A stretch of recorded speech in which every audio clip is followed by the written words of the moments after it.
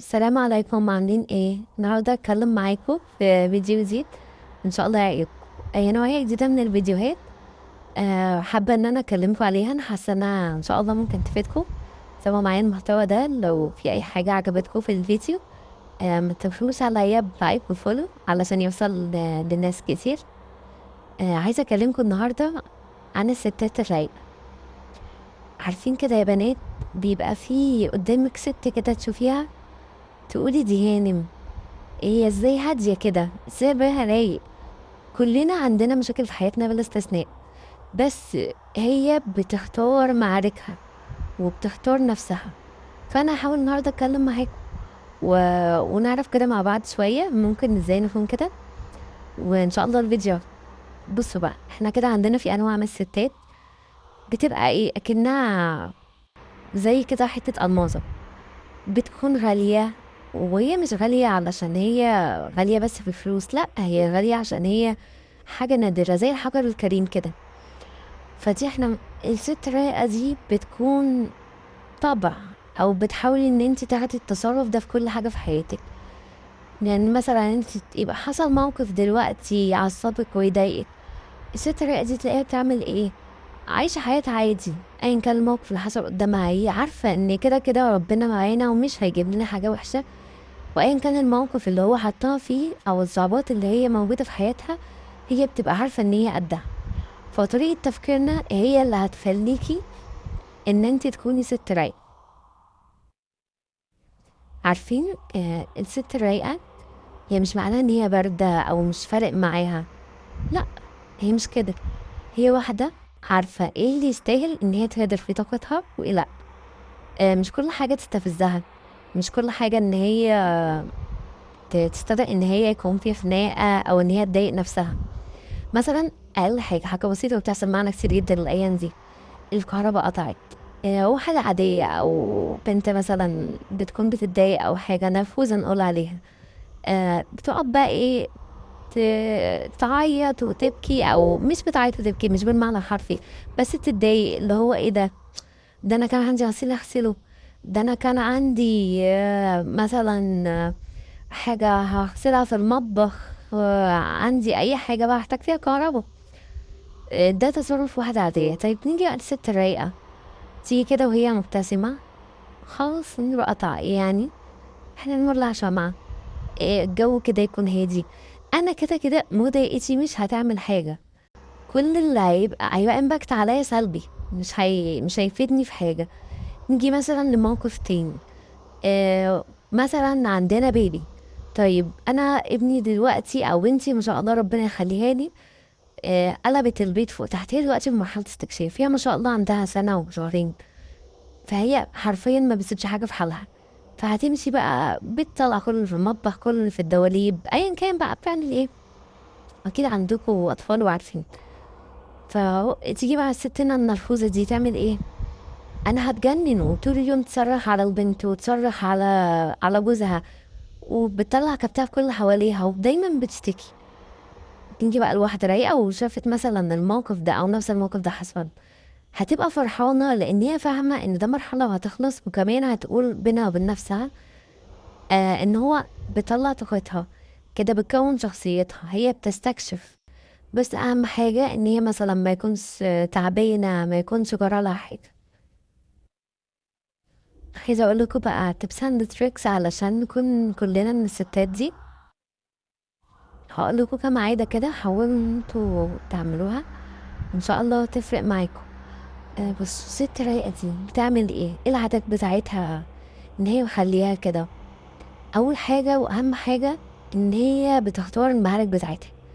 ما ينفعش اي كلمة صغيرة او اي موقف بسيط ممكن ان احنا نعدي نضايق نفسنا عادي.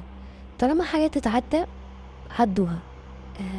مش هنقعد نضايق في نفسنا ونضيع في وقتنا، نضيع في طاقتنا على حاجة ما تستاهلش.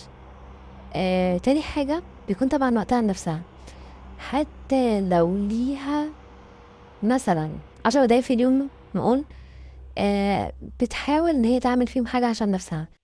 تاخد شاور، يبقى في مزاج كده شوية، ناخد كوباية قهوة في البلكونة، نقرا صفحة من كتاب، صفحة من قرآن، نشوف بودكاست 5 دقايق، نعمل سكين كير لو حاجة بسيطة زيادة عن الروتين بتاعنا بتاع كل يوم، حاجة بسيطة يكون وقت ليها هي بس لنفسها. حاجة كمان ان هي تكون بتعرف تطنش.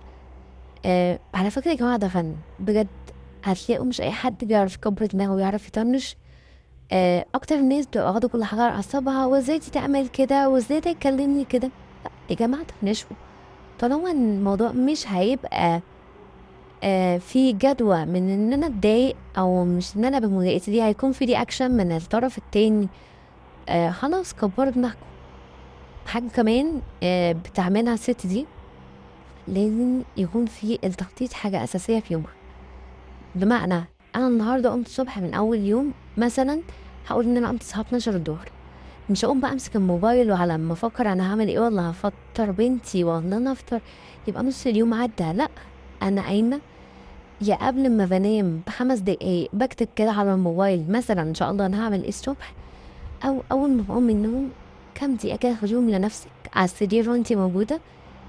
هعمل النهاردة مثلا عندي روتين تنظيف في البيت، اوكي، عندي طلبات بنزل اجيبها، اوكي، عندي اكل هيتعمل، عندي شقة هتتروق، ايا كان ايه بقى الموجود او ايه اللي احنا محتاجينه فده اللي احنا نعمله.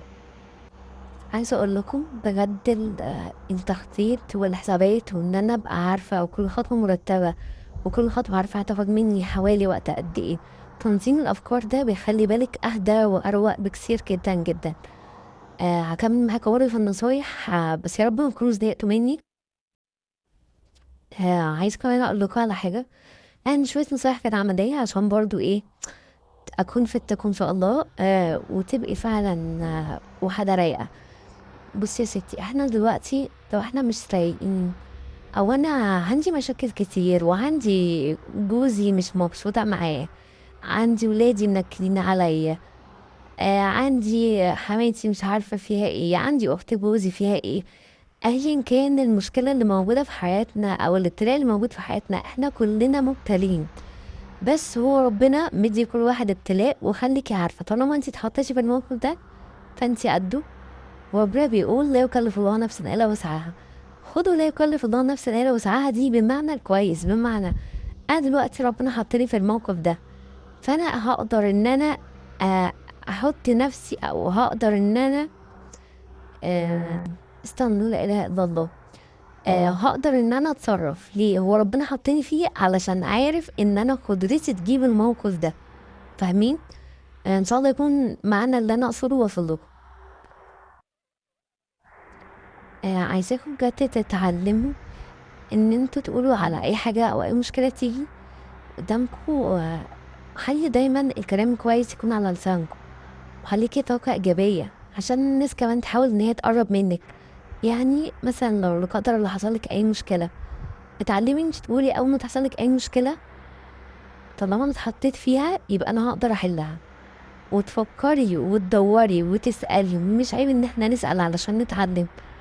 حقيقي لما تفكري او بتغيري المايند سيت بتاعك ليه، بس ان انت تكوني بوزيتيف بيفرق معاكي جدا. حاجة كمان عايزة اقول لكم عليها، تمارين التنفس العميق. التمارين دي لما حد يعصبك، انا عارفة ان هي كليشيه وكده ونشوفها في الافلام ومش عارفة ايه، بس حقيقي بتفرق. اول ما حد يضايقك حاولي انت تاخدي نفس كام ثانية كده، احبسيه جواكي وبعدين خرجي ببطء. هتاخدي وقت ان الاكسجين يوصل مخك، وتحاولي ان انت تهدي نفسك، ما تقوليش حاجة مش المفروض تقوليها. هتفرق معاك، صدقوني جربوها. كمان حاجة عايزة اقولكوا عليها، حاولي ان انت تعملي الروتين لنفسك حتى لو بالليل قبل ما تنامي كده 5 دقايق او 10 دقايق، ناخد شاور دافي، نحط برفيوم، نصلي، نقرا اذكار، نقرا قرآن، نشغل حتى القرآن جنبنا. حاولي تعملي اي حاجة ان هي تهدي اعصابك بالليل. انا بتكلم في 10 دقايق بالليل و10 دقايق بالنهار، ايا كان اليوم عندك فيه ايه هتلاقي وقت 10 دقايق بس بالليل و10 دقايق بالنهار. حاجة كمان عايزة اكلمكم عليها، السوشيال ميديا. السوشيال ميديا دلوقتي حقيقي بتضغطنا جدا جدا جدا وبتغير المود، ويعني بجد المساوئ بتاعتها دلوقتي بقت اكتر من المميزات. حاولوا ان انتوا تقللوها، طبعا احنا مش هنمنعها، يعني لو بمنعها يبقى انا كده بقول اي كلام بصراحة. في الزمن اللي احنا فيه طبعا، سواء الدروس بتاعة الولاد او انتي بتفتحي تدوري على وصفة مش عارفة ايه، لا هي بقت جزء اساسي من يومنا في الوقت ده. حاولي ان انتي ما تقارنيش او ما تفتحيش باب للشيطان ان انتي تقارني بين حياتك وبين حياة ناس تانية، لان السوشيال ميديا زودت عندنا جدا جدا الحتة دي. كان زمان كل واحد في حياته مشغول، هي المقارنة طبعا كانت موجودة من زمان، بس دلوقتي بقت بزيادة لأن كل الناس بتحاول تبرز الحلو بس على السوشيال ميديا. محدش بيبرز طبعا لو عنده مشكلة أو حاجة، مش زي زمان اللي هو لو حد عنده حاجة حلوة بنعرفها، لو حد عنده حاجة وحشة بنعرفها. دلوقتي بقى كل حلو بس هو اللي بيظهر على السوشيال ميديا. فجايز الشيطان ممكن يتسرسب لينا في حتة زي الحتة دي ويدخل جوانا وفي قلبنا عدم الرضا. فحاولوا تخلوا بالكم بجد من النقطة دي، بتفرق معانا جدا. حاجة كمان عايزة أقول لكم عليها، على طول خلوا الصحبة اللي حواليكوا صحبة صالحة، ويا ريت يا ريت يكونوا ناس إيجابيين، عشان اللي بيفضلوا بقى يعني شكوى ونكد وند، حقيقي انتي مش هتستفادي بحاجة غير ان هما بيشفطوا طاقتك وانتي اللي هتبقي خسرانة. بجد دول أهم حاجات. أنا حاسة إنها فرقت حياتي في السنتين اللي فاتوا، وإن أنا بقيت أهدى، وبقيت خطواتي كلها محسوبة، وحتى تفكيري وغير في طريقتي. يعني كنت عصبية جدا جدا جدا، بس دلوقتي يعني ما شاء الله الدنيا أهدى شوية معايا. بجد انتوا كسبانين، وهتبقوا كسبانين صحتكم وكسبانين نفسكم، وفي الآخر خليكي عارفة محدش هينفعك لو انتي تعبتي، ما انتي مالكيش غير صحتك. فحاولوا عشان خاطري التزموا بالنصيحة دي، او حاولوا، مش هتقدروا على تعملوها كلها، حاولوا تعملوا أجزاء حتى منها بس. عايزة اقول لكم برضو حاجة كمان. عايزة اقول لكم هي حاولي تخلي الراحة ان هي مش رفاهية، لا هي اسلوب حياة. يعني انت جربي تكوني رايقة، هتكتشفي ان الدنيا بسيطة جدا جدا، ابسط من ان احنا متخيلينه، وان مثل الحاجات اللي كانت بتستفزك اصلا ومعصباكي ومضايقاكي وبتبقي طول اليوم مودك مش حلو بسببها، وممكن تتعبي لا قدر الله ضغط او الحاجات دي كلها مش مستاهلة.